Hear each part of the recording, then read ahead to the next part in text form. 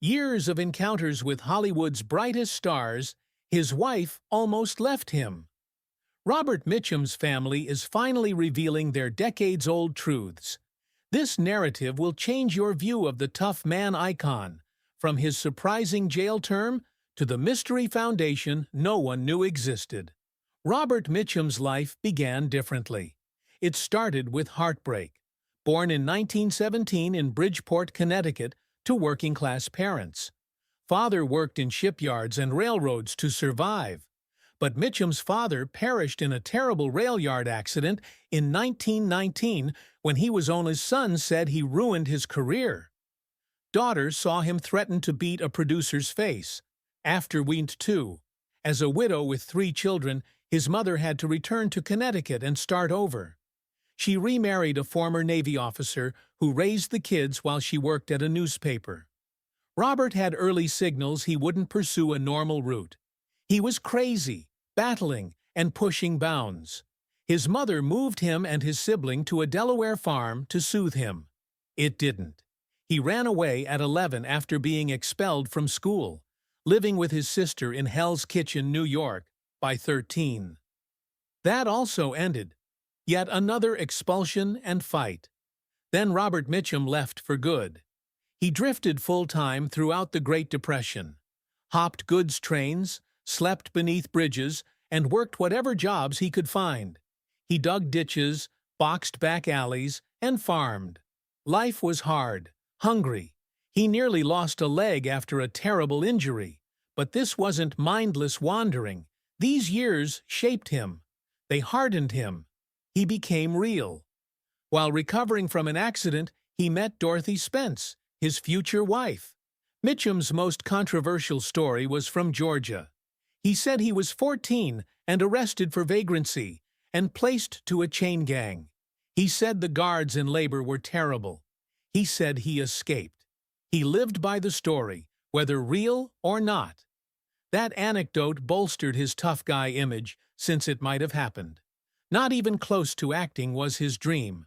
But in 1937, his sister Julie was in a small Long Beach theater troupe. One night an actor was absent. They needed somebody fast. Julie indicated her brother. Robert intervened. It started by accident. Another role followed. He soon began acting and composing children's plays. He was spotted. Mother urged him on. He composed music for an Orson Welles benefit event in 1939. Unconsciously, the drifter became an artist. Mitchum appeared in many B-westerns in 1943, generally getting punched off a horse. His bad guy role was consistent in 7 Hopalong Cassidy pictures that year. He appeared in military films, comedies, and everything else was offered. He made 19 films in a year like a machine. He learned to behave without acting and be present without trying during that grind. That was his signature. He joined RKO Pictures in 1944. They paid him $350 a week, peanuts for a future star. They saw the spark. Nevada was his first lead role, followed by West of the Pecos. Both westerns were tiny, but Mitchum stood out. His quiet strength and rustic charm set him apart from Hollywood heroes. They knew RKO had cheaply imprisoned him. The GY narrative followed. Joe. Mitchum as a soulful, war-weary officer. The film didn't glorify war, it indicated tiredness, anxiety, and loyalty. His genuine performance won him an Oscar nomination. General Eisenhower declared it the best battle film ever. In an instant, Robert Mitchum turned from cowboy thug to serious actor. As the film opened, Mitchum was drafted into the Army. Life imitated art. He missed battle. The medic spent most of his time laughing with other soldiers. 8 months later, he was released. Back home, he discovered G.I. Joe made him famous in films. Now, studios wanted him everywhere. His face was a warrior, his voice was a skeptic, and his walk was a man who'd seen too much. He didn't need to act tough, was hard. Hollywood sought to polish Mitchum, but he refused. Acting as Jeff Bailey in Out of the Past in 1947 made him famous. This revolutionized cinema noir forever. His acting wasn't loud or dramatic. He spoke quietly, moved slowly, and appeared to have seen too much of life. He played a former private eye who tried to leave but ran into difficulties. Critics considered him seductive, confident, and dangerous. Smoking cigarette after cigarette without caring became part of the character's attractiveness. Later, Roger Ebert called Mitchum the perfect noir hero for his worn eyes and sluggish speech, someone who appeared calm but may explode at any time. His cool, silent manner inspired a generation of performers who desired to be like him. At the same time, Mitchum's career exploded. After Pursuit and Crossfire's 1947 success, he became an RKO star. Studio realized they had to pay him more, so they did. Double his weekly income from $1,500 to $3,000. 3 years previously, he made $350 per week. He now made about 10 times that. The contract was important to RKO and David O. Selznick, who had bought half of Mitchum's contract. This new pact gave Mitchum authority before turmoil. Mitchum never anticipated it. His achievement and $3,000 weekly salary made him one of Hollywood's biggest stars in 1948. One night in late August, everything changed. Mitchum entered a Laurel Canyon residence to unwind. He didn't know the house was under secret police monitoring for 8 months. Officers waited in shadows. Place was bugged. It was chosen since it was hidden from neighbors and surrounded by trees. Not a coincidence. The cops plotted this for months, and Mitchum unintentionally fell into the trap. Not just any drug bust. A larger Hollywood crackdown was planned. Other celebrities were also monitored by authorities, but most received warnings. Mitchum didn't. He didn't fight the police who stormed in. He confessed immediately. He admitted to consuming marijuana for years. "I knew I'd be caught eventually." My downfall. He was overly honest. He didn't hide from the reporters. "Boys, I was smoking when they came in," he informed reporters. That honesty was rare, but it exploded the tale. The news made global headlines. Movie star Robert Mitchum arrested with drugs. It went awful rapidly. A jail reporter inquired about his job. Former actor Mitchum said quietly. He thought it ended. Stripped and cuffed, he was examined by a psychiatrist. He had to cancel a National Youth Day speech that day. The irony was obvious. His arrest was big news, but what afterwards made it unforgettable. Mitchum began his 43-day prison term at a Castex prison farm on February 16, 1949. Though it sounded like a country getaway, it wasn't.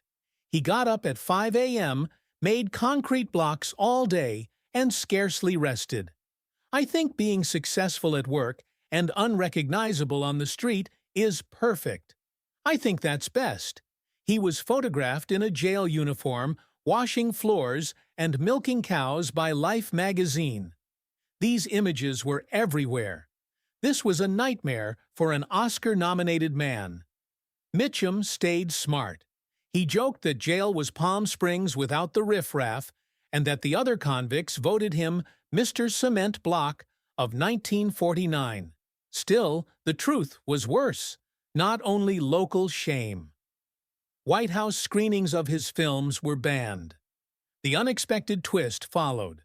RKO Studios released Rachel and the Stranger 17 days after his arrest. Instead of failing, it was the studio's biggest hit that year. People didn't ignore Mitchum. Many came to visit him. His following film, Blood on the Moon, was likewise successful. His rugged, cool image with real-life scandal made him more intriguing. Mitchum began his 43-day prison term at a Castaigne prison farm on February 16, 1949.